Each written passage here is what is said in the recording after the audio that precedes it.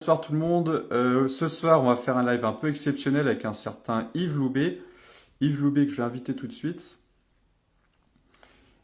Donc, France, qui a été champion d'Europe, qui a été pilote Alfa Romeo, qui a été pilote Lancia, qui a été organisateur du Tour de Corse, qui organise Tour de Corse historique pour être précis, qui a qui organise toujours le Rallye du Maroc en version VHC, enfin qui a beaucoup de facettes, qui est un grand passionné. Et puis, j'ai hâte d'entendre ses propos. Donc, j'invite tout de suite mes camarades qui vont arriver. Hop, C'est bon. c'est bon. Hop, bonsoir Olivier. Bonsoir tout le monde. Salut. Bonsoir Adrien. Adrien, comment il va? Il va depuis le temps, Adrien? Ça va, ça va. Donc, j'ai invité Yves. On attend Yves. Hein? Non, je disais, ça fait plaisir de te voir. Ouais, ça Ouais, fait mais longtemps que tu n'as pas fait un live avec nous. je vous ai vu hier soir. Ouais, tu nous as vu hier soir. Mince. Hop, donc j'ai invité Yves, j'ai réinvité parce que visiblement il avait. Ah voilà, ça fonctionne. Ouais. Hop, bonsoir Yves. Ciao, bonsoir. Bonsoir. Bonsoir. Eh bien, on va pouvoir lancer le vrai live. Comme je disais tout à l'heure, Yves, c'est un vraiment grand passionné de rallye, qui a une carrière très longue, qui a été champion d'Europe, vice-champion de France, pilote officiel Alfa Romeo, puis pilote Lancia de la grande époque Lancia des années 80-90. Tout d'abord, un grand merci Yves d'avoir accepté notre invitation. Merci à vous.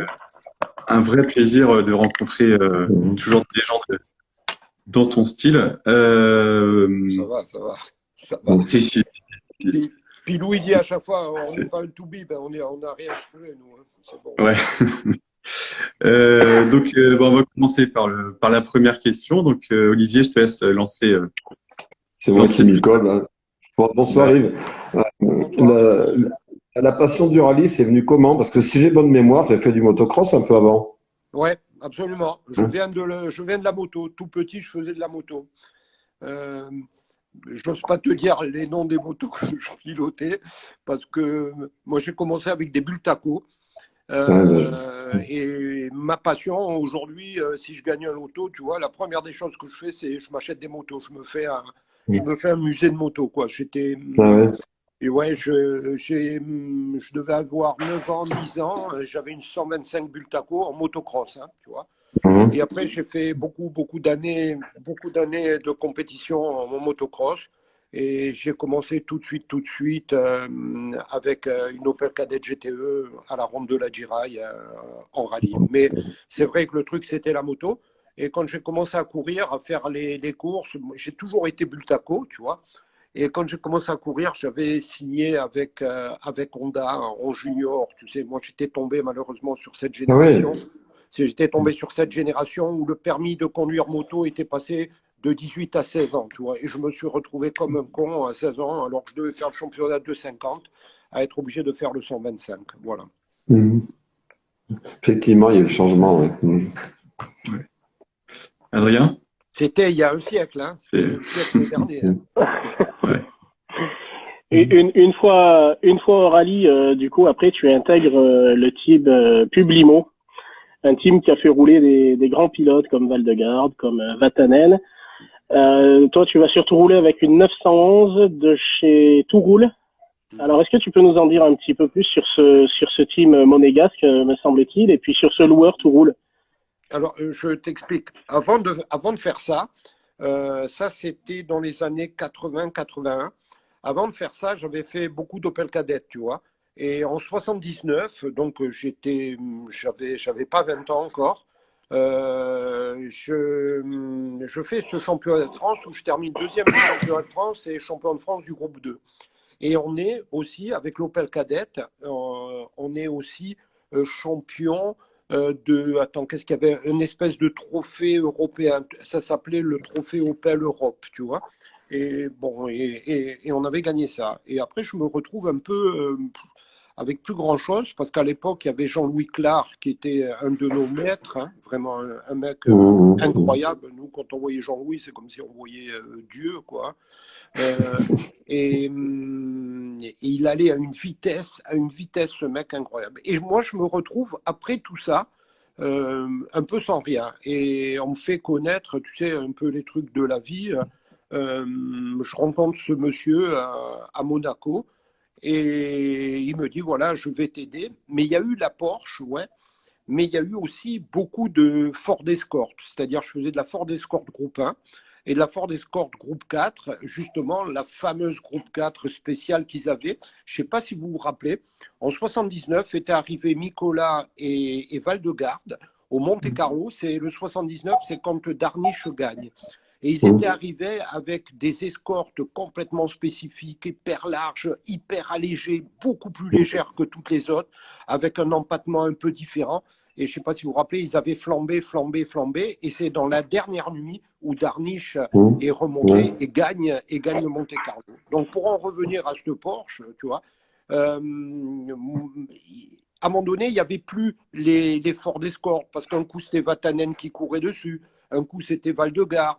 Un coup, il y a eu même Anders Kulan qui a couru aussi, après avec une Opel Ascona 400 aux couleurs Publimo. Et moi, on avait monté ce petit programme avec Touroule parce que c'était un programme pas très cher. Mais pour le sponsor, ça passait. Donc, il avait décidé de m'aider un peu. On avait fait ça. Et en fin d'année, finalement, on avait terminé le rallye du Var avec l'escorte groupe 1 aux couleurs Publimo, où on avait vraiment flambé avec la groupe 1, où j'ai réussi à faire 2 temps scratch devant les 131 bars, devant les Porsche de Béguin, de Vincent, de Francis Bondil, de Christian Lunel, de tous ces gens-là, avec la petite escorte groupe 1 en plein milieu de la nuit. Bon, nous, on avait les dents qui traînaient par terre, on était jeunes, on avait le pneu idéal par rapport à un type de terrain donné, et ça a fait qu'on avait fait claquer, voilà. Mais ça m'a permis de faire 1 année et demie avec les gens de chez Publimo. Ok. Olivier? Alors, la période alpha, c'est une formule de promotion, ça te fait redescendre un petit peu. 1982. Ouais, c'est ça. Et c'est le début d'une magnifique collaboration. Alors, avec Alpha, j'imagine qu'il y a pas mal de souvenirs. Ben oui, et je pense que j'aurai toute ma vie le cœur Alfa Romeo, tu vois. Et ça m'a permis de découvrir. Bon, on a fait, tu sais, Alpha France avait fait un trophée. D'après moi, ils s'étaient trompés. Hein. Quand ils ont fait le trophée, ils s'étaient trompés parce qu'on avait des primes incroyables quand tu gagnais le groupe. Et quand tu gagnais le groupe, obligatoirement, tu gagnais la classe. Et ils avaient mis un prix incroyable au groupe et un prix incroyable à la classe, tu vois. Parce qu'eux, ils pensaient qu'ils allaient avoir des Alpha Sprint et des choses comme ça aussi, tu vois. Donc ils espéraient que certains allaient gagner le groupe avec des GTV. Mais le GTV, c'est venu presque complètement par hasard, tu vois. Parce que la voiture qui était normalement dédiée pour faire ça, c'était la 1500 Ti, la petite Alpha Sud, qui était une voiture, c'était une petite, comme les GTI de l'époque, mais moins performante qu'une Volkswagen Golf, par exemple, tu vois. Et là, on a pris l'Alpha, qui n'était pas tellement bien, qui n'était pas adaptée, mais elle était tellement bien née, cette voiture. À partir du moment où on a réussi à gérer un peu les freins, et on a réussi à gérer les freins et gérer les suspensions en groupe N, hein, je te parle, hein, parce qu'au début c'était du groupe N, tu vois. Ah ben, c'était une voiture qui avait un équilibre mais phénoménal, une tenue de route incroyable.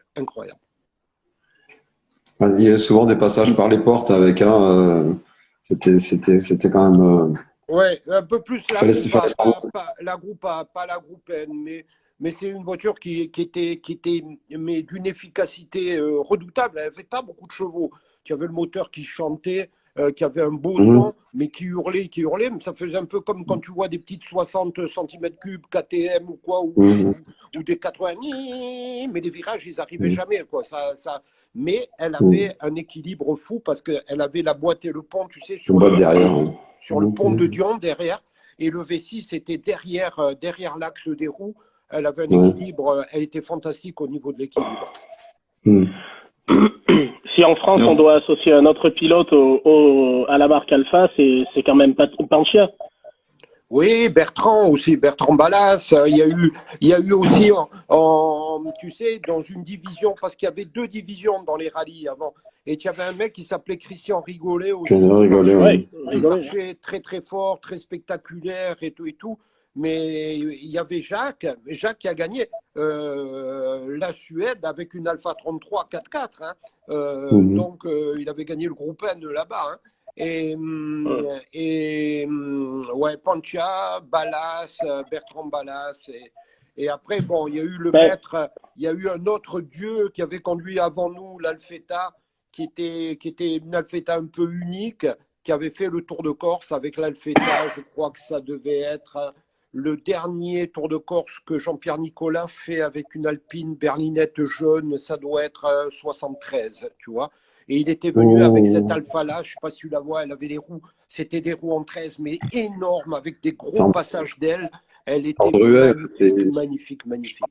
Je pense que c'était 75, Yves, il me semble. Mais 73, ça m'étonne. Mais, ouais, tu as raison, 75, tu as raison. L'Alpha, ouais, ils avaient sorti un 3 litres. Peut-être même 76, tu vois. Voilà. Alors moi, je suis sur WRC, là, pardon, Adrien. André, il termine 3e du Tour de Corse 75 avec une Alfetta GT. C'est ça. Donc ça devait être ça que tu... Ouais, magnifique. Mais elle était magnifique. Et il se battait. Et à l'époque, c'était une groupe 2. Hein, et il se battait pour le scratch. Mais bon, André en Corse, il n'était pas humain. C'est un mec un peu surnaturel, tu vois. Bon, s'il y en a plusieurs qui étaient bons derrière un volant d'Alpha, il y en a quand même qu'un seul qui se prenait pour Bruce Lee. Tu peux nous raconter ça en parlant de Panciatici? Ah non, oui, non, mais ça c'était au rallye d'Alsace. Moi là, je venais faire des piges parce que mes copains d'Alfa Romeo, quoi, l'équipe Gemma, moi j'étais déjà chez Lancia. Et tu sais, c'était le rallye d'Alsace et ça partait le soir là. Et tu sais, quand un rallye partait le soir je sais pas, 21h, toute l'après-midi, on tournait en rang comme des cons, là, on savait plus quoi faire, là. Et l'autre, à la télé, il avait regardé un film de Bruce Lee, là, et il arrive, je sais pas, vers 16h, 17h, on était tous là à traîner à l'hôtel, et il commence avec ses cris, avec ses gestes à la Bruce Lee. Et nous, on avait au Gemma Racing, c'était Gérard Mondrea. Donc Gérard Mondrea, c'était celui avec qui moi j'ai créé le Gemma Racing.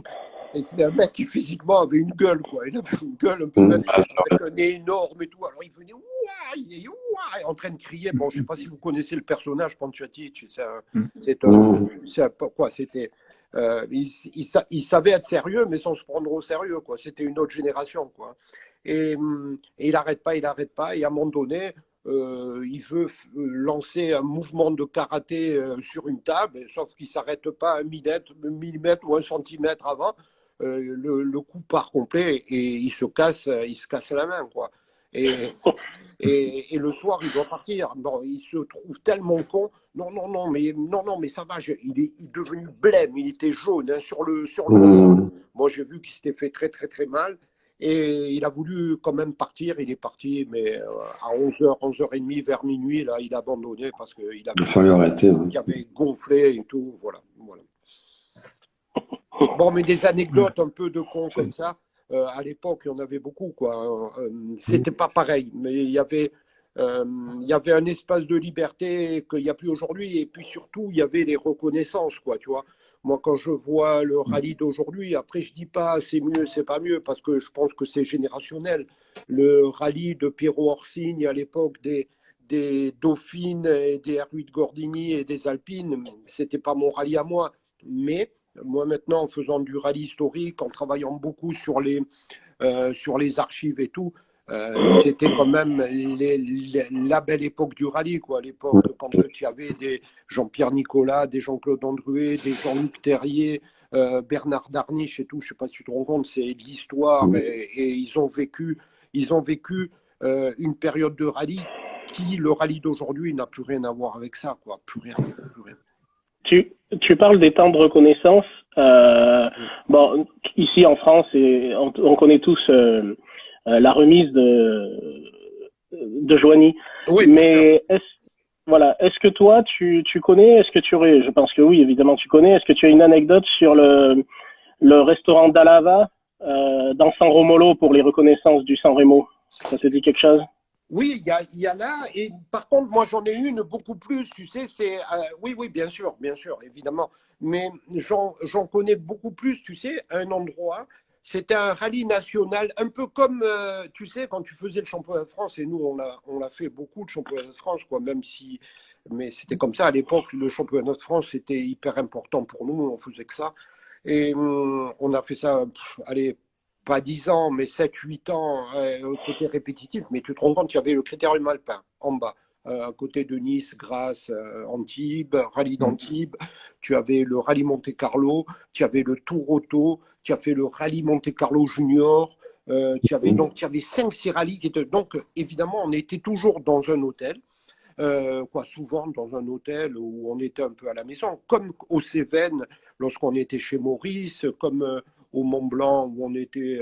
Voilà, tous les ans, on avait sur ces rallyes-là, évidemment, on avait des points où on était comme en famille. Mais quand je vous dis comme en famille, vous ne pouvez même pas imaginer, parce que nous, on était quelque part des sales gosses surexcités.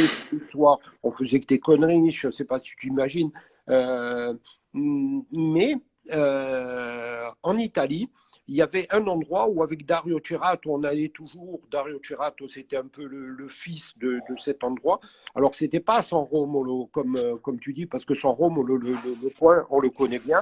Mais je me rappelle plus de la spéciale. Ce n'est pas une spéciale du San Remo, mais c'était une spéciale d'une région où il y avait plusieurs rallyes qui passaient. Donc, dans cet hôtel-là, et on était là-bas, mais vraiment comme à la maison, ils étaient mais trop sympas avec le côté italien en plus et tout. Et Dario, c'était leur fils, quoi, tu vois. Et quand on partait en reco, à chaque fois, il y avait le gamin qui venait, qui était derrière dans la bagnole. Alors, un coup avec, évidemment, le plus avec Dario. Et à l'époque, on avait des vrais mulets, quoi. Donc, quand il y a le gamin qui montait derrière, il montait dans les bars, vraiment dans les bars. Derrière, hein. Et ce gamin-là, il s'appelait Paolo Andreucci, voilà. Ah ouais. C'était les parents, c'était les parents de Paolo. Ok, d'accord. Et c'était chez son père, tu veux dire, le restaurant? Ouais, chez l'hôtel. L'hôtel. Il est à Castel. Ouais, l'hôtel-restaurant, il est à Castelnuovo di Garfagnana. Exactement, voilà. Ouais. Je connais bien parce que tu as le premier rallye du championnat italien, c'est Il Cioco. Exactement.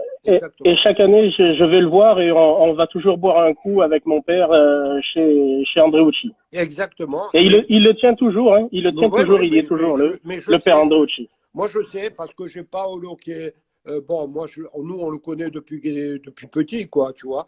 Et je peux te dire que même dans son pilotage et tout, c'est un énorme mimétisme par rapport à Dario Cerato. C'est le fils spirituel de Dario Cerato, qui était un immense pilote incroyable, hein, du niveau de Mickey Biasion et compagnie, quoi, tu vois.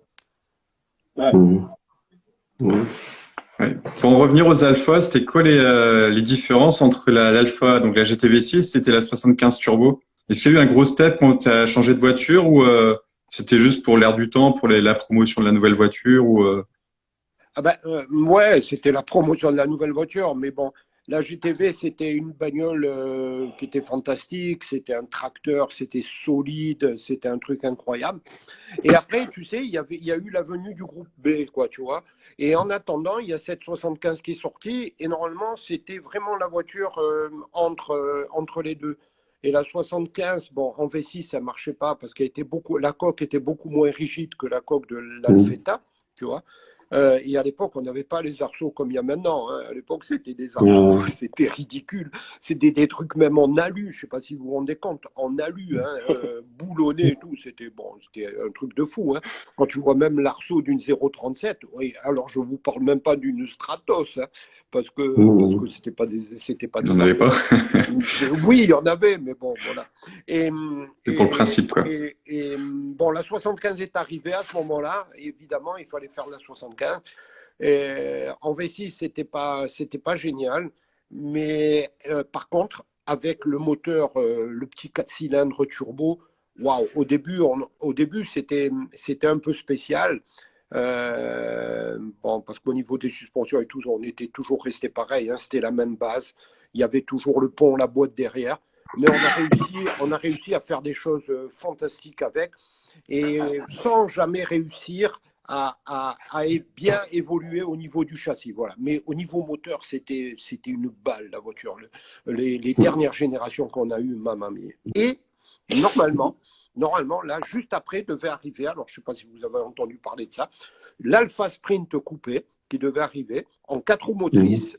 J'ai vu des photos. En fait, elle allait naître en même temps que la 205 Turbo 16. Voilà. Et cette voiture-là, bon, moi j'ai fait beaucoup de kilomètres dedans, beaucoup de kilomètres. Donc c'était un moteur central, mais elle n'était pas turbo. Mais elle était avec un moteur génial.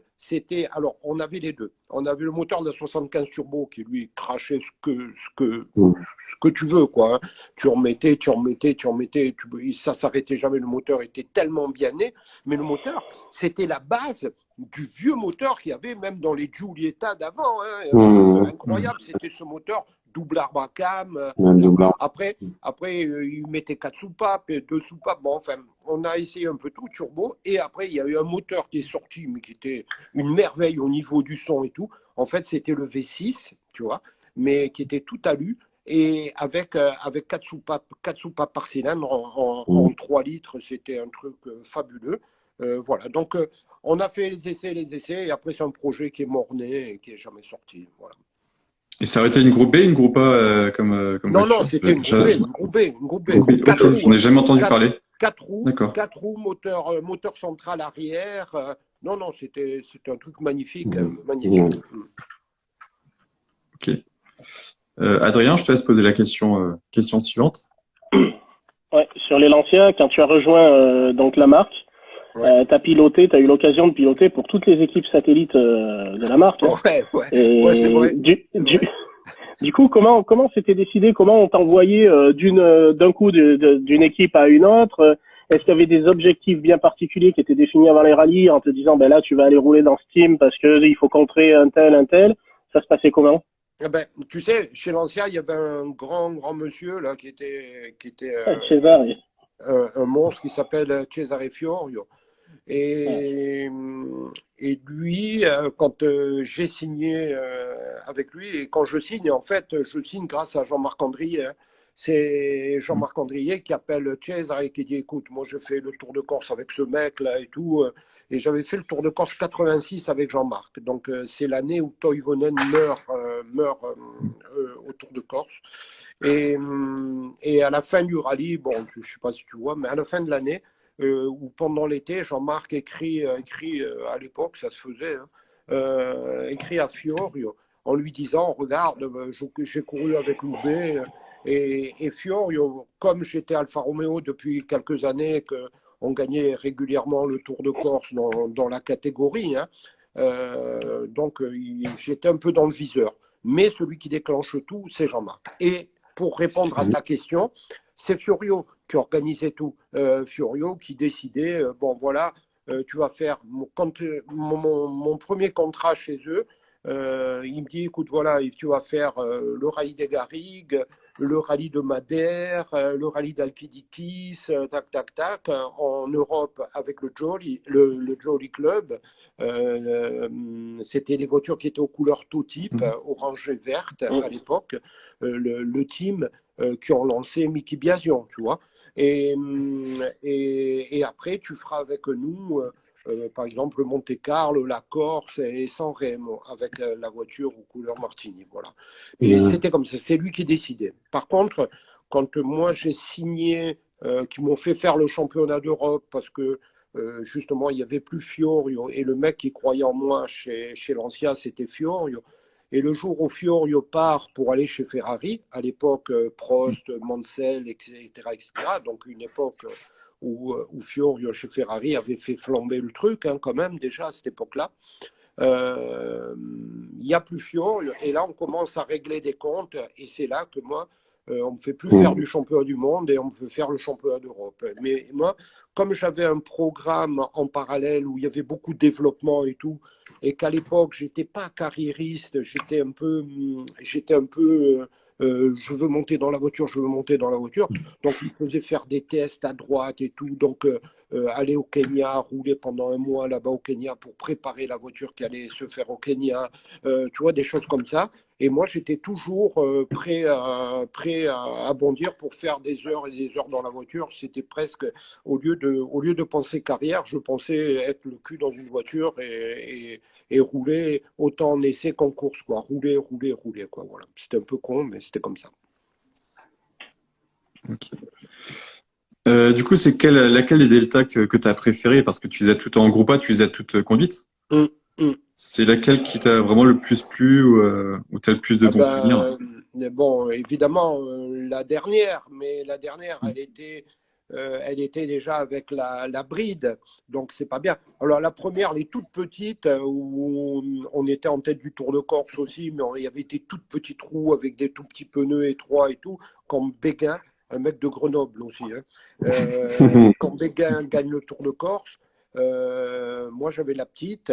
Et à un moment donné, arrive l'orage, la grêle et tout, évidemment, 4 roues motrices et tout, on part devant. Et après, avec le beau temps, il est naturellement repassé. On avait crevé des trucs comme ça, mais les pneus, on les explosait, quoi. La petite, elle était étroite. Il y avait des toutes petites roues. C'était sur la terre, c'était bien déjà. Hein. Franchement, c'était bien sur la terre, mais sur l'asphalte, c'était un peu mal né, un peu comme la Mazda 323. Je ne sais pas si vous vous rappelez, la première qui est arrivée, où on n'arrivait pas à mettre les roues dessus. Après, ils ont fait la Delta qui était 8 soupapes, d'abord avec le capot plat devant, mais déjà les selles grosses pour pouvoir passer les roues, tu vois. Et après, il y a eu la 16 soupapes qui est arrivée. Mais jusqu'à la 16 soupapes, si on n'avait pas les brides encore dans le moteur. Et là, elles claquaient, elles étaient puissantes. Alors, en châssis, c'était un peu olé olé, hein, parce que la voiture, elle était très carrée, elle est très, très courte, donc très nerveuse, avec pas beaucoup de débattements de suspension. Alors bon, lui, Fior, c'était simple, hein, le truc, il essayait de prendre les pilotes les plus... qui étaient plus ou moins dans le coup, et nous, on roulait, c'était la guerre totale, quoi, tu vois. Et il arrivait à faire nous, on se surpassait pour conduire cette voiture, parce que quand tu étais contre une Toyota qui était plus longue, après quand sont arrivés les Ford de Sierra, tu vois, avec de l'empattement et tout, ça n'avait rien à voir, quoi. Nous, on cassait les pneus, tu vois, c'était brutal, c'était violent, mais il y avait un moteur, je vous dis pas, quoi, j'ai même réussi à casser un siège sur un Tour de Corse tellement c'était violent. On avait quasiment presque 400 chevaux on avait du cliquetis, après on amenait de l'injection d'eau pour enlever le cliquetis, tu vois, mais la voiture, elle était vraiment bestiale. Mais toujours pareil, philosophie terre, beaucoup plus sympa à conduire sur la terre que sur l'asphalte. Sur l'asphalte, c'était pas génial. Ok. Du coup, Olivier? J'ai perdu ma page parce que j'étais en train de chercher une archive. Vas-y, Adrien, je te laisse poser la question du coup. Ah, ben là, on fait un bond, là. On va parler un petit peu du WRC d'aujourd'hui, avec des règles. Mais bon, les règles du WRC, quoi qu'il arrive, elles sont, d'une manière générale, le règlement pour les rallyes, c'est des rallyes toujours plus courts, qu'on soit en championnat de France, les rallyes nationaux, les régionaux, peu importe, on est toujours sur des formats plus courts, typés sprint. Delecourt dit que le rallye est mort en même temps que le groupe B. Est-ce que tu partages cet avis? Pour moi, le rallye, c'est de l'aventure, c'est une aventure humaine, c'est une aventure de spectateurs, c'est les reconnaissances longues. Est-ce que, sans dire que c'était mieux avant, comme tu disais tout à l'heure, ou mieux ou moins bien aujourd'hui, peu importe, est-ce que finalement le rallye, il existe encore? Est-ce qu'on ne devrait pas changer le nom de la discipline à quelque part? Est-ce que c'est totalement différent peut-être quand même? Écoute, c'est très différent par rapport à ce que tu dis, les reconnaissances et tout, mais aujourd'hui, bon, ils ont décidé que ça ne se ferait plus. Ils ont décidé que c'était comme ça et c'est difficile de faire changer d'avis à certaines personnes qui sont persuadées voilà, de détenir la vérité. Bon, c'est leur vérité. Moi, je ne pense pas que ce soit la vérité d'aujourd'hui. Après, la vraie vérité. Mais aujourd'hui, c'est comme ça. Pour en revenir aux reconnaissances, c'est vrai qu'il y avait les reconnaissances. Alors, bon, on a dit que ça embêtait les gens. C'est vrai que c'est compliqué, les reconnaissances. Donc aujourd'hui, si tu veux, ils ont un timing, c'est complètement dingue, quoi. Pour moi, le rallye comme il est aujourd'hui, déjà, c'est beaucoup moins glamour. Et surtout, c'est très très lourd, c'est très très compliqué. Tout est règlement, ils ont un timing sur une semaine. Je peux te dire que quand tu les vois arriver à la fin de la semaine au bout du rallye, même s'ils sont physiquement super entraînés et tout, c'est quand même. Et puis, tu t'imagines, pour moi, le truc le plus dingue dans les rallyes d'aujourd'hui, le truc le plus dingue, c'est cette notion de gérer une, deux, trois, quatre spéciales et voir tes mécanos. C'est-à-dire, tu pars de Monaco, par exemple, tu vas faire des spéciales à Entrevaux. Bon, au Monte-Carlo, ils mettent les pneus à Entrevaux, mais des fois, tu dois choisir tes pneus pour des rallyes bien spécifiques, comme le Monte-Carlo. Et tu vas voir les mecs en survie parce qu'il n'a pas le bon pneu, il n'a pas le pneu idéal par rapport à un type de terrain donné. Et quand tu n'as pas le pneu idéal, tu es en survie. Déjà, c'est trop compliqué. Alors déjà, pour y arriver, il faut voir la pression qu'ils ont les pilotes. Tu t'imagines qu'en Sardaigne, ils ont fait 8 spéciales sans voir les mécanos. Comment tu veux gérer ça? Comment tu penses que, dans quel état? Donc, malgré tout, même si tu les vois passer à des vitesses folles et tout, parce que si tu n'es pas pendu comme ça, ah ben, tu ne fais pas de temps. Et en plus de ça, tu as cette gestion-là. Donc, cette gestion-là, elle doit t'user mentalement comme c'est pas possible. Tu crois que c'est normal de partir dans une voiture avec deux roues de secours dans une voiture? C'est tout le contraire de l'esprit de la compétition. Ah ben, on le fait, je sais pas, on te dit c'est comme ça. Moi, je pense qu'aujourd'hui, franchement, allez, tu fais 2 spéciales, mais une petite camionnette, putain, ils sont avec leur truc, leur espèce de mobil-homme et tout, que ça veut rien dire, leur machin comme ça. Donc, c'est pas l'esprit du rallye. Mais je me dis que la génération d'aujourd'hui, eh ben, l'esprit du rallye, c'est comme ça. Donc, il faut l'appeler rallye. Et puis, je ne sais pas si vous avez vu une image.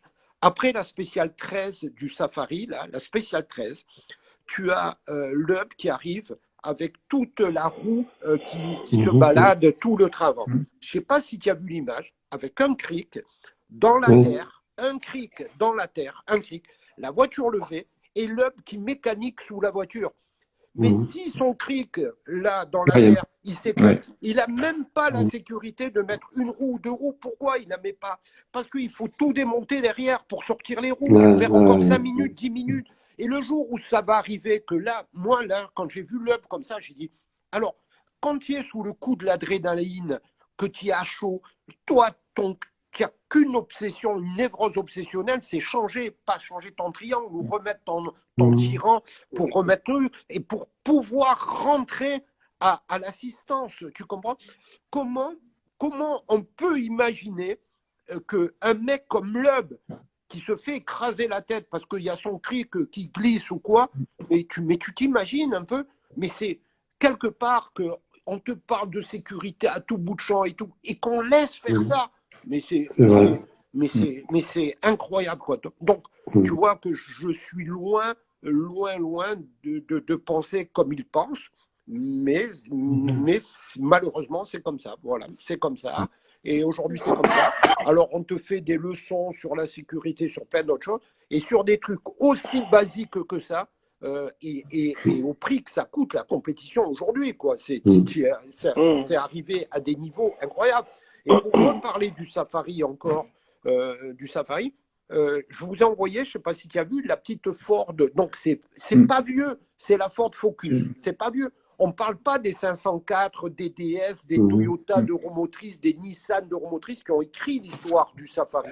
On n'en parle pas, qui étaient des Euromotrices et qui passaient dans des bandes de fèche-fèche, autre chose que ce que tu as vu là. Hein. les mecs, ils descendaient de la voiture, ils se mettaient sur la malle, ils faisaient des trucs incroyables, mais ils passaient, tu vois. Mais les voitures, ils avaient, nous, à l'époque de la Lancia Delta, tu avais une voiture qui était faite là-bas, où tu avais un ingénieur, des mécanos qui travaillaient là-bas, la voiture est roulée, ils revenaient, donc ils mettaient. Mais la voiture du Safari, si tu la prenais pour faire le Portugal ou même, allez, on va dire l'Acropole, mais mon pauvre, tu n'étais pas arrêté, tu étais surarrêté parce que la voiture a été tellement spécifique. Quand Porsche est arrivé au Tour de Corse, l'année de Vickelford et de Gérard Larousse, donc je monte encore beaucoup plus loin, est arrivé avec une Porsche 911 R qu'ils avaient appelée, ou même les petits phares derrière, parce qu'ils avaient fait une voiture complètement spécifique, hyper légère pour le Tour de Corse, tu vois. Et ce que je veux dire, c'est qu'aujourd'hui, avec les rallyes comme ils sont faits aujourd'hui, c'est-à-dire tous les rallyes se ressemblent, mais par moments tu arrives sur un Monte-Carlo ou par exemple sur un Safari où ils sont tellement spécifiques et la voiture tu la mets pas typée Safari. Regarde, tu prends sur les Hyundai, tu mettais simplement je ne sais pas si tu as vu sur la Focus, simplement le filtre à air qui monte en haut, ça s'appelle un snorkel. Ouais. Tu arrivais à faire des petits. Et un pare-buffle. Regarde, la Skoda, elle avait le pare-buffle. Avec ce petit pare-buffle-là et un snorkel, les Hyundai, jamais s'arrêtent. Même Thierry Neuville, quand il tape dans l'arbre à 10 km/h, parce qu'il part en sous-virage, en aquaplaning, tu as vu qu'il se pose dans l'arbre, La voiture, s'il a un petit pare-buffle à 10 km/h, il fait marche arrière, il repart. Et s'il avait eu un snorkel, sa voiture, elle tombe pas en panne, quoi, tu vois. Donc, il y a des choses qui font que, voilà, quoi, voilà, le Safari, si tu mieux. C'est un rallye bon, il est comme il est, mais c'est le Safari, c'est comme un Monte-Carlo, tu tournes, tu vires. Monte-Carlo, un coup, il y a de la glace, un coup, il y a du sec, un coup, il y a du mouillé, un coup, il y a du brouillard.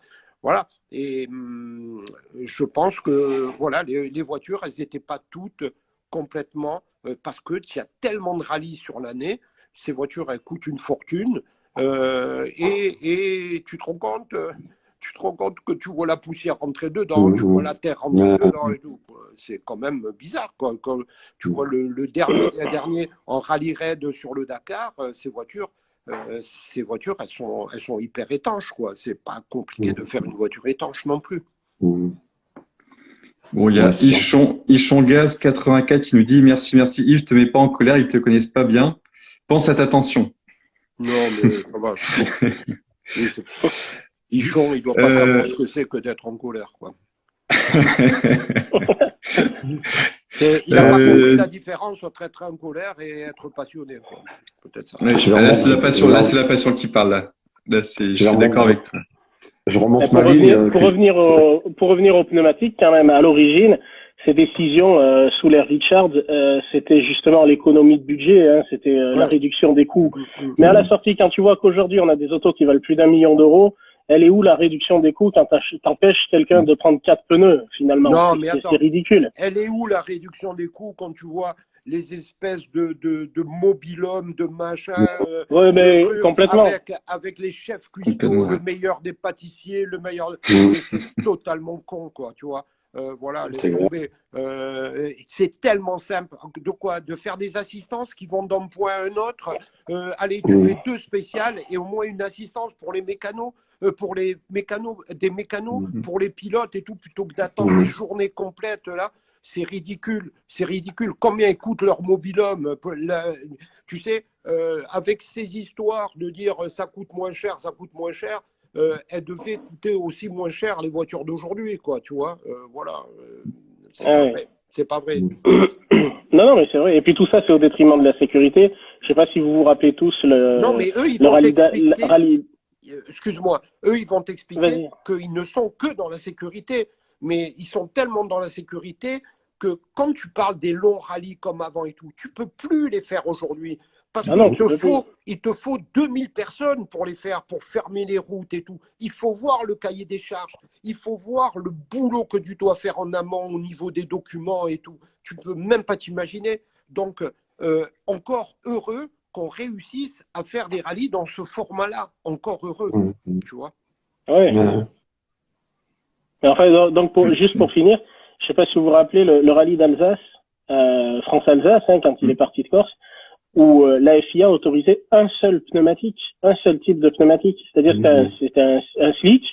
Et sous la pluie, ils pouvaient pas, ils avaient pas de pneus pluie. Les Voilà, mecs non, roulaient, mais bien sûr, mais sauf que tu te rends compte du truc, quoi. sauf que eux, à ce moment-là, ils sont pas dans la voiture, tu vois. Voilà. Ouais, bien sûr. Donc, Mais ça, moi, je veux dire, la solution, elle existe, hein.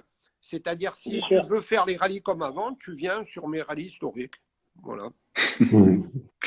Mais oui, Bah, c'est ce qui on se va y passe, venir. Du coup, tu avais la réputation de beaucoup reconnaître. Est-ce que tu aimais ça? Donc, il y avait on m'a dit que tu avais beaucoup d'anecdotes à raconter, notamment dans le livre de Stéphane Prévost. Il dit que tu faisais 1 kilomètre, tu faisais des marches arrière et puis tu revenais et tu faisais que des petits bouts de 1 kilomètre par spécial. Non, c'est pas vrai Est-ce du que tout. c'est... C'est Non? pas vrai du tout. Celui qui était un petit peu comme ça, alors je vais balancer, c'était Jacques Panciatici et tout le monde le connaissait et tout. Non, non, pas du tout. Moi, quand tu étais chez Lancia, tu avais une voiture avec un timing et on te donnait, le temps de faire 5 passages. Voilà. Et on faisait à l'époque 5 passages. Voilà. D'accord. Après, c'est vrai que en plus on avait un mulet, quoi. Donc évidemment tu les faisais les reconnaissances parce que tous les soirs tu te régalais, quoi. Je sais pas si tu t'imagines, tu avais un mulet, c'est-à-dire que tu roulais tous les jours sur la route avec, bon, alors la journée on roulait peu, c'est-à-dire qu'on faisait la prise de notes et un passage, tu vois, et le soir on passait 3 fois, quoi, 3 fois de nuit. Je peux te dire que le 3e passage, on allait souvent plus vite qu'en rallye même, hein, tu vois, souvent. Ok. Olivier, je te laisse poser la question.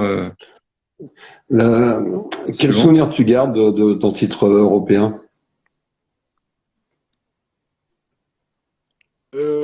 Écoute, moi, tu sais, quand tu gagnais, tu gagnais, hein.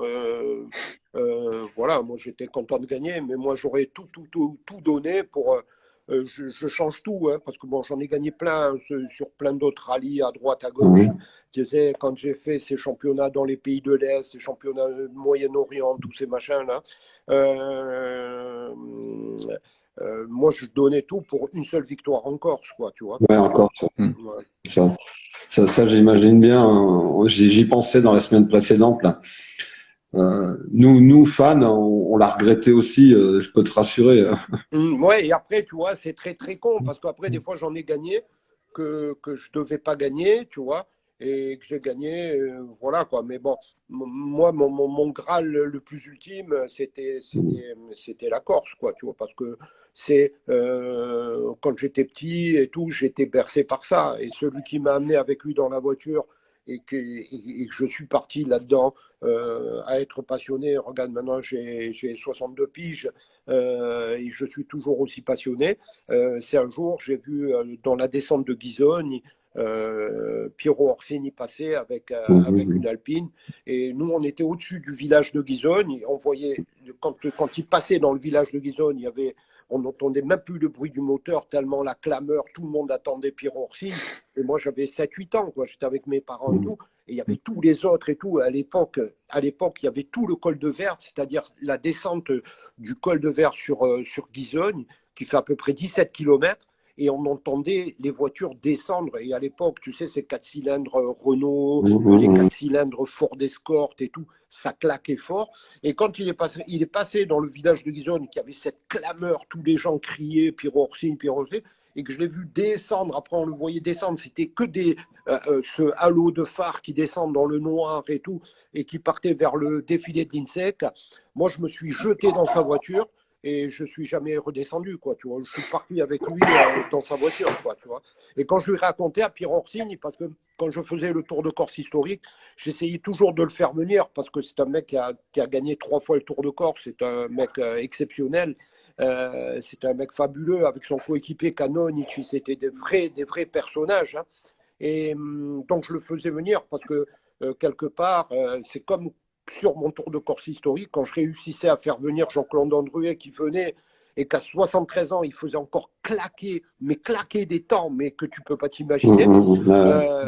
Pour moi, c'était le bout du bout du truc le plus fabuleux quand tu y avais avec moi les mecs qui ont écrit l'histoire, quoi. C'était trop beau, quoi. Voilà. Justement, Yves, ça m'amène une petite question, justement. Est-ce que avec les petits soucis que tu as eu sur les Lancia, différentes années, il n'y avait pas des différences de préparation à ce moment-là dans les autos parce que je sais pas, il y a eu l'histoire du siège, je me rappelle l'histoire du siège qui te fait perdre du temps. C'est arrivé à Toivonen aussi au Mille-Lacs, hein, c'est arrivé aussi. Ouais. Il y a eu la tringlerie de boîte une autre année ça c'était en 88. Bon, là c'est l'année où on fait sur 26 spéciales, je crois, 23 temps scratch ou 24, tu vois. Mais on gagne pas, quoi, tu vois. Voilà. C'est ça. Nous, on se disait, tu t'en méritais un. Et chaque fois, il y avait une couille. C'était pas possible. Ouais, c'est comme ça. Il paraît qu'on n'est jamais prophète en son pays, donc. Il paraît aussi. On va être philosophe, on va dire ça comme ça, quoi, tu vois. Ouais. Adrien? Qu'est-ce que j'ai? Moi, il me reste, dans ce que tu m'avais mis. On va pas tous les évoquer parce que tu as rencontré beaucoup trop de monde durant toute ta carrière. Mais quelle personne, que ce soit pilote, copilote, préparateur, patron de team, qui est-ce qui t'a le plus marqué dans ta carrière? Tu sais, comment te dire? Et je pense que c'est ma force aujourd'hui dans les rallyes historiques, si tu veux.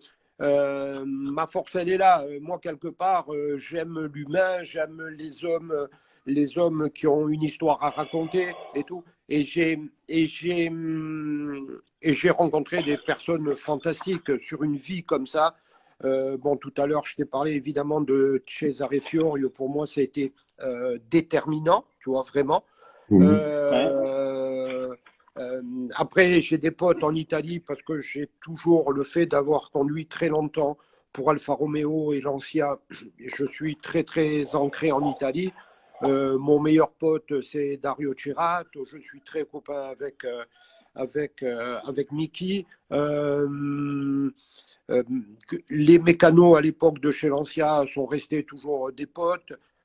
Après, quand j'ai couru chez Toyota, Ove Anderson était une personne aussi fantastique.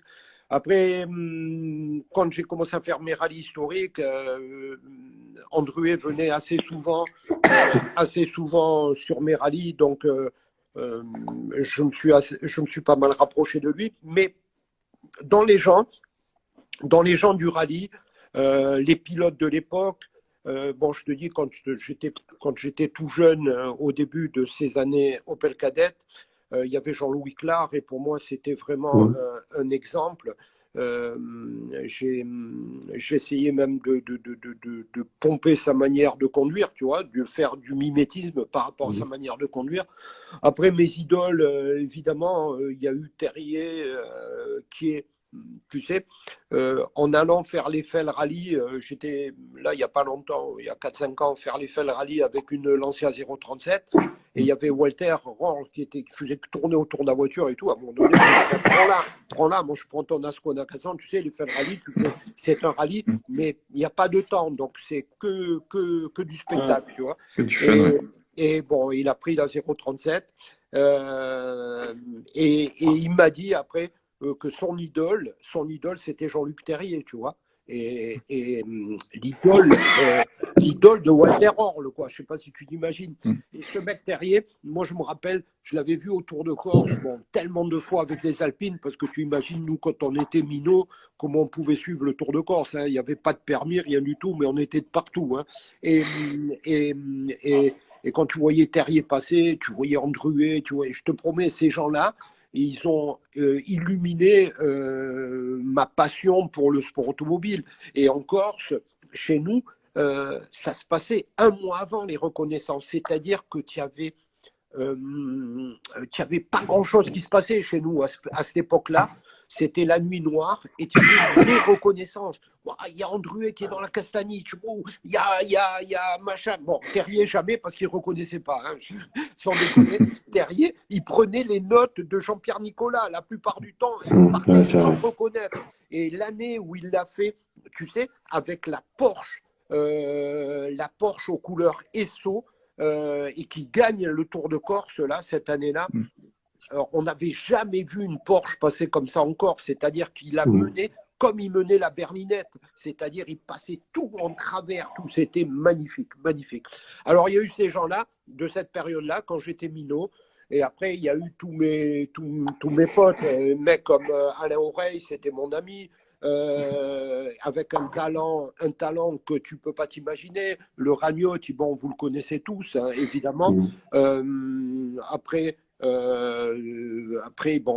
tous les mecs avec qui on faisait le championnat, moi pendant des années j'ai reconnu beaucoup avec Laurent Poggi et Patrick Bernardini parce que c'était la communauté, tu vois, on se retrouvait tous plus ou moins ensemble, et voilà quoi, et voilà, ça fait une vie. Et après j'étais à l'époque aussi très très pote avec Henri Toivonen, et quand il a son accident à Corté, je pense avec ma femme, on est dans le bus Rothman et il vient à midi bouffer avec nous, donc j'ai été le dernier mec avec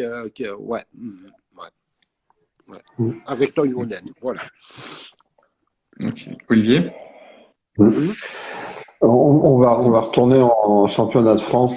Dans une vieille interview, tu disais que tous les rallyes auraient dû être mixtes en France à l'époque.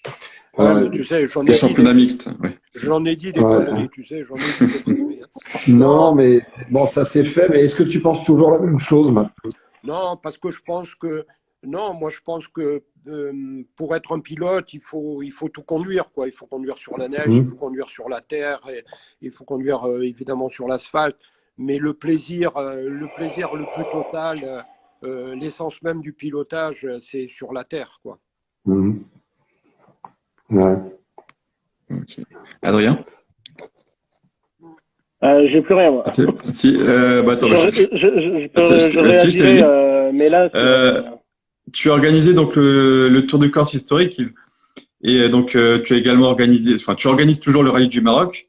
Ouais. Comment est-ce que tu es devenu organisateur de rallye historique? Et puis une deuxième question, c'est que le rallye devient de plus en plus, enfin le rallye historique devient de plus en plus populaire, et j'ai l'impression que c'est au détriment du moderne. Je sais pas ce que tu en penses. Non. Il y a de moins en moins. Non, mais par exemple, si on regarde un charbot, c'est 100, il y a plus que 120 engagés, alors qu'on voit les rallyes historiques qui, je sais pas, à Monte-Carlo, c'est 300 voitures, quoi. Ouais, mais Monte-Carlo, c'est un rallye de régularité, tu vois. Oui, effectivement. Moi, par des dérogations, le Tour de Corse, on avait réussi à faire du VHC, quoi, de la compétition. Ça a été la première fois. Parce que quand je suis rentré là-dedans, mais complètement par hasard, et j'ai fait ce Tour de Corse. Et au départ, c'est un monsieur qui s'appelle José Andréani, qui était le président de mon NASA, quoi, tu vois. Et un jour, il me dit, regarde, on fait le Tour de Corse historique, viens voir. Donc moi, je vais voir. Mais c'était un rallye comme le Monte-Carlo, tu vois, vraiment comme le Monte-Carlo. Donc régularité et tout. Bon, moi, je n'ai pas trop compris le truc de la régularité, mais bon, ça avait quand même du sens, tu vois, parce qu'il y avait des périodes, il y avait vraiment, il y avait quand même un règlement sympa, sauf que c'était de la régularité. Bon. Et José Andréane, il me dit, Yves, qu'est-ce que tu en penses? Tu viens avec nous et tout. Moi, je lui dis, oui, moi, je viens, mais si on fait de la compétition, voilà. Et on est parti, on a fait de la compétition, voilà. Et bon, je l'ai fait 1, 2, 3, 4 fois, je crois que je l'ai fait 10 ou 12 fois, ce rallye, là, tu vois. On en a bien évolué, mais toujours avec l'idée d'être sur les traces de l'histoire, tu vois. Parce que quand tu racontes une histoire, ben, tu vois, tu me demandes une anecdote ou quoi, tu vois, quand tu racontes une histoire, c'est toujours quelque chose. Et chez nous, des histoires, évidemment, avec le tour de corps, mais pareil pour les Cévennes. Hein. Tu sais, quand on allait faire les Cévennes, il y avait tous les gens qui étaient là. Quand tu allais du côté du rallye du Var, il y avait toute une ambiance avant. L'ambiance qu'il y avait aux Cévennes, c'était un truc absolument, absolument dingue, tu vois. Et quand j'ai fait le rallye historique, c'est ça que j'ai voulu amener. J'ai voulu amener au rallye historique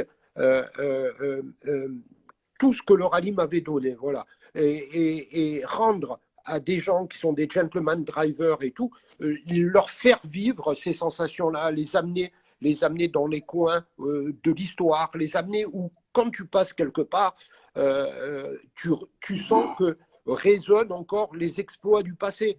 Moi, c'est fou ce que je vais te dire, mais au Maroc, quand tu vais dans certaines spéciales, ah ben, tout de suite, je m'imagine Jean-Pierre Nicolas à l'époque avec la R8 de Gordini, Bernard Darniche qui a gagné en 73 avec une Alpine.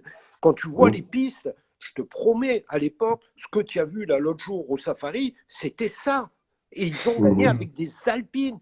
Je ne sais pas si tu t'imagines, Jacques Chénis, une fois, Terrier était en panne, avec son avion, il jetait les roues d'avion en bas pour que Terrier récupère les roues.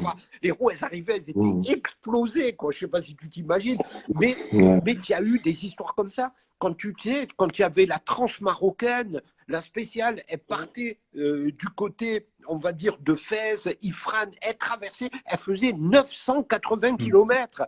Et donc tu pars, tu fais une nuit, une journée, une nuit, et quand tu arrives au petit matin, tu arrives à Sidi Ifni du côté d'Agadir.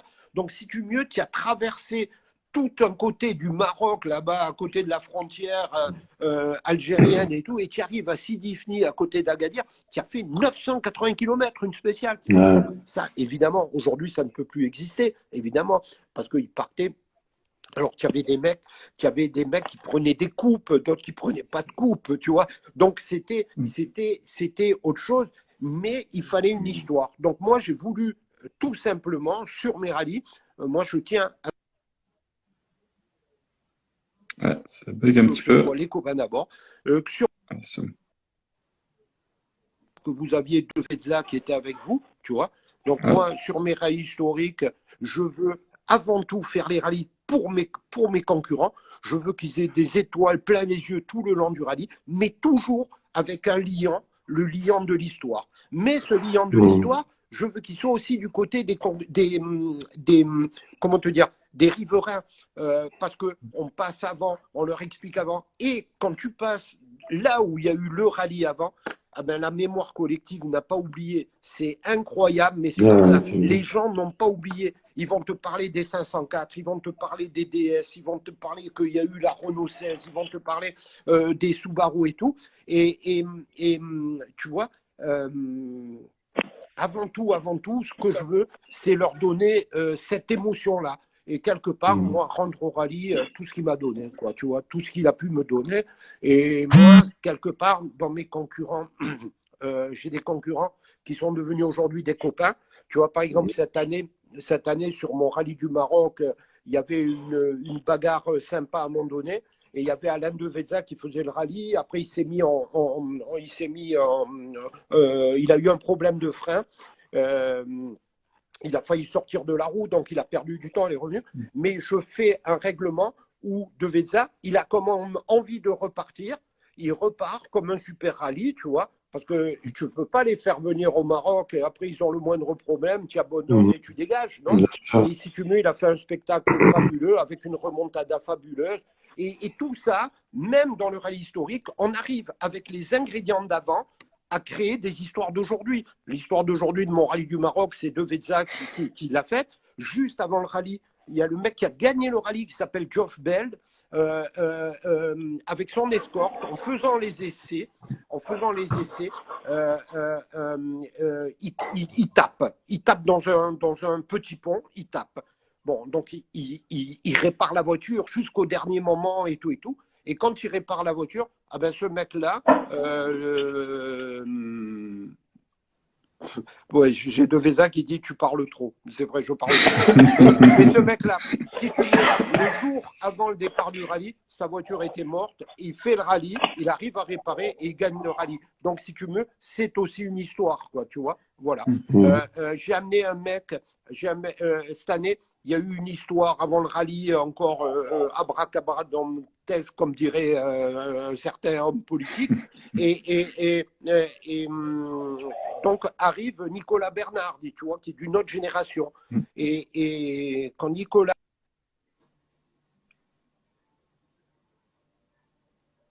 J'ai plus le son. Moi, j'entends plus non plus. Ah, c'est bon, on a retrouvé le son, pardon. On t'a perdu quelques secondes. Voilà. Non, quand je te parle de Nicolas Bernard, quand il est venu, qu'il a fait le rallye, qu'il a vu l'ambiance et tout, et moi, le truc le plus fou, je veux les amener au cœur du rallye et cueillir cette ambiance. Moi, de voir mes pilotes avec des étoiles plein les yeux, c'est la seule chose qui me nourrisse, quoi. Voilà. Ok. Donc là, on va passer aux questions des spectateurs. Donc, si vous en avez, n'hésitez pas à écrire dans le chat. Donc, il y avait dans le doute à fond qui nous a posé la question si le projet de musée du Tour de Corse était toujours d'actualité. J'ai pas compris la question. Le musée est-ce qu'il y a toujours un projet de musée du Tour du Corse? Ah, je sais pas du tout. Je sais pas. Okay. Il y a Ishongas qui nous demandait est-ce que tu aimerais retourner en compétition, refaire un peu de compétition. Mais non, laisse tomber, c'est bon. Tu sais, il y a un temps pour tout. Hein. Tu peux faire des choses, oui, mais non, laisse tomber. Et puis déjà, je te promets, j'ai conduit longtemps les voitures en test pendant vachement longtemps, tu sais, mais ça y est, je me rendais compte que c'était des voitures d'une autre génération. Et tu vois, la voiture que conduit Piloui aujourd'hui, et même si je monte dedans, je ne sais pas la conduire, quoi, tu vois. Par contre, je sais monter dans une Opel Kadett, une Porsche, une Ford Escort, des trucs comme ça, oui, tu vois, parce que c'est des voitures qui m'ont fait rêver et les voitures de ma génération, quoi, tu vois. Justement, par rapport à ça, ça t'intéresse pas des rallyes comme le Legend ou le Valpentina, des choses comme ça? Oui, mais le problème, je vais t'expliquer. Oui, ça m'intéresse. Tu sais, même Pierre-Roule, plein de fois, il m'a téléphoné, Yves. Mais oui, mais je suis toujours en train de courir, derrière le temps et voilà quoi. Et demain, je peux te dire que chez nous, le moindre truc, notre priorité, c'est Piloui. Non, moi, franchement, si je monte dedans, je sais faire encore, hein, parce que tu sais, j'ai mon copain, un ami qui s'appelle Jean-Jacques Julien, et on va tous les ans un peu au rallye de la Châtaigne, et souvent il me prête son escorte. Je te promets, je sais encore un petit peu faire, quoi, tu vois. Alors, mais bon, voilà, c'est pas, voilà. J'en ai fait quand même pas mal et voilà. Okay. Est-ce que vous avez quelques questions à rajouter, les copains? Là, je vois. Là, ils sont en train de me faire un parcours pour mon premier prix du Maroc. Merzouga, Tafraout, Tifrane. Alain te demande quel sera le parcours l'an prochain pour 2023 là. Ouais. Ah ben... C'est pour les reconnaissances illicites, je suis sûr. Bon, moi, c'est libre. Hein. Moi, sur mes rallyes, il n'y a qu'un truc, tout est libre. Hein, tu vois. Okay. Ça, je sais, voilà. Ok. Est-ce que vous avez des questions, Olivier ou Adrien? Non, moi non. J'ai une mauvaise connexion là. Du coup, je sais pas si vous m'entendez ni rien, mais moi ça coupe beaucoup, donc. Ouais. Bon, mais c'est bon. Je te laisse finir avec le questionnaire sort. Ok. Donc on va terminer donc le questionnaire Spirit of Rally. Donc c'est le questionnaire qui est identique à tous nos invités. Donc tu auras le droit de toutes les mêmes questions. Donc ça implique une réponse assez courte. Donc je vais commencer par la première. Donc quel a été ton premier rallye? La Giralia. Giralia. Ok. Euh,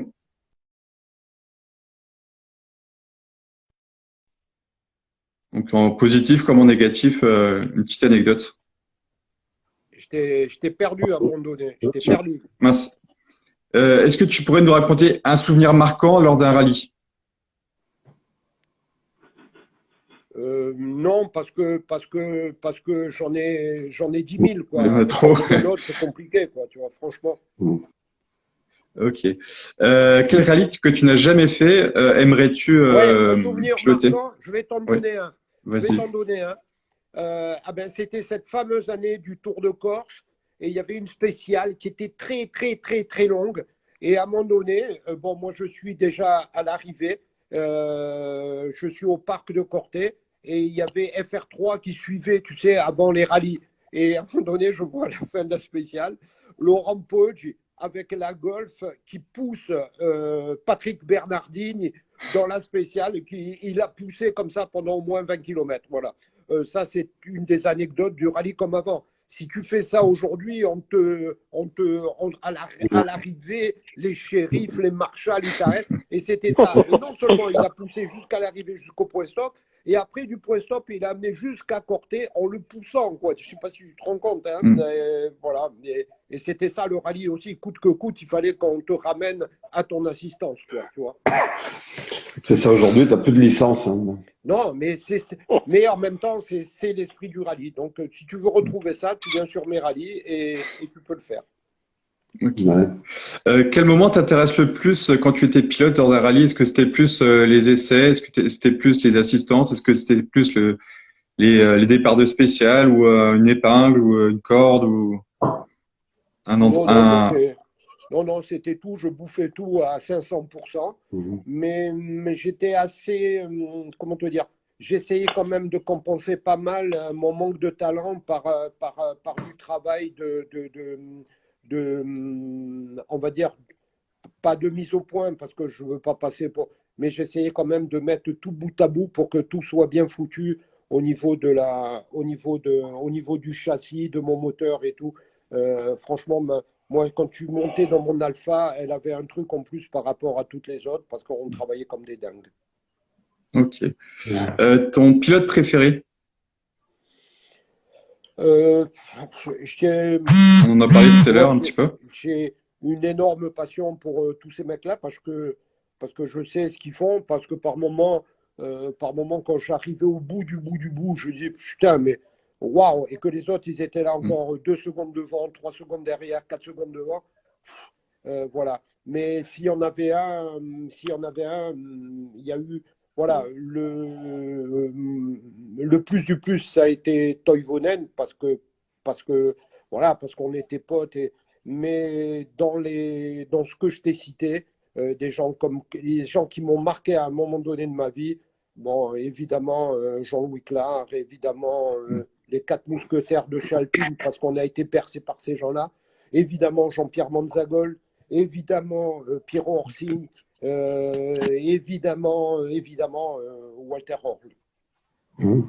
Ok. Ta voiture préférée? Alors pas forcément dans celle que tu as pilotée, mais en règle générale. La voiture Non, de moi, rallye dans celle préférée. que j'ai pilotée, un truc fantastique, c'était à un moment donné, j'ai fait le Giro d'Italie en Alpha avec un espèce de monstre qui était une Alpha 75 IMSA là, qui faisait 500 chevaux de roues motrices. C'était le bout du plaisir avec une voiture que tu peux faire ce que tu veux, avec un train avant qui est collé et que tu joues avec ton train arrière comme tu as envie. C'est-à-dire, si tu veux la conduire comme une Formule 1 à plat, tu la conduis comme ça. Si tu veux enrouler, tu enroules. Si tu veux mettre du frein à main, tu mets du frein à main. Non, non, c'était assez fabuleux. Et après, j'ai eu la chance de rouler aussi beaucoup avec la Toyota 100 165 et 185. Et la 185 pas, c'était fabuleux. La Corolla aussi, c'était très, très sympa. Mais les années Lancia sur la Terre, c'était quelque chose aussi, sur la Terre. Hein. Quand Mhm. tu faisais un rallye Alkidiki sur la Terre, c'était magique, magique. Ok. Ton rallye préféré, même si j'ai une petite idée. Bon, ben voilà, Mhm. c'était le rallye de mes rêves, hein, le rallye de ma vie, c'était le Tour de Corse. Ton Ok. rallye terre préféré, du coup? Ton rallye terre préféré? Le rallye que je fais au Maroc. Ok. Mhm. Je On va pense passer au. que, je Pardon. pense que si on le faisait en double versé, je pense que ça ferait partie de le truc. Après, c'est vrai que quand tu fais des rallyes comme le Portugal, des rallyes comme l'Acropole que j'ai pu faire, ou que tu vois les 1000 lacs et tout, c'est vrai que c'est quand même des, des monstres de rallye, quoi. Ok. On va passer au Spirit of Rally, donc en bon français, l'esprit du rallye. Donc c'est ce qui décrit le mieux notre passion. Donc j'aimerais que tu me dises 3 mots pour décrire les rallyes, le Spirit of Rally. Ah ben, moi, l'esprit du rallye, c'est En euh, 3 mots. des rallyes façon l'image du rallye en Sardaigne, tu vois, l'image, Mm. avec la mer à côté et la Sardaigne, parce que je l'ai oublié tout à l'heure quand on en a parlé. Et c'est vrai que là-bas, les gens vivent, respirent, mangent rallye, un peu comme chez nous en Corse, tu vois. Donc, l'esprit du rallye, c'est les copains d'abord, la baston, les remontadas et les copains d'abord. L'esprit du rallye, c'est ça. Ok. Voilà. Et évidemment, les mécanos qui se surpassent, l'ambiance aux assistances, c'est tout Ouais. ça. L'esprit du rallye, c'est un tout. Et ne pas oublier toutes les populations que tu leur amènes des étoiles dans les yeux parce que ils vibrent à ça et ils se régalent à ça. Tu l'as vu encore ce week-end, les gens comme ils criaient quand ils voyaient passer des voitures. Voilà. Et ça, Mhm. on a tendance à l'oublier, mais les spectateurs sur les rallyes, c'est trop, trop important. Et les populations qui attendent d'année en année leur rallye, quoi. Ok. La personnalité qui a le plus le Spirit of Rally, donc ça peut être un pilote, un copilote, pardon, un team manager, un journaliste, vraiment une personnalité, le passionné ultime. Le passionné ultime. Ouais. Ah ben Mm. moi j'ai eu la chance de connaître, je pense, le plus du plus du plus qui Mm. s'appelait Cesare Fiorio. Voilà, j'ai eu cette Ok. chance-là. Voilà. Et après, ne pas oublier euh, les pilotes, les mécanos, tous ces gens-là qui se déchirent l'espace-temps d'un rallye, quoi. Un mécano, le type, il se brûle, il se coupe, il se machin, il sent rien. Ouais. Le pilote qui va au bout du bout.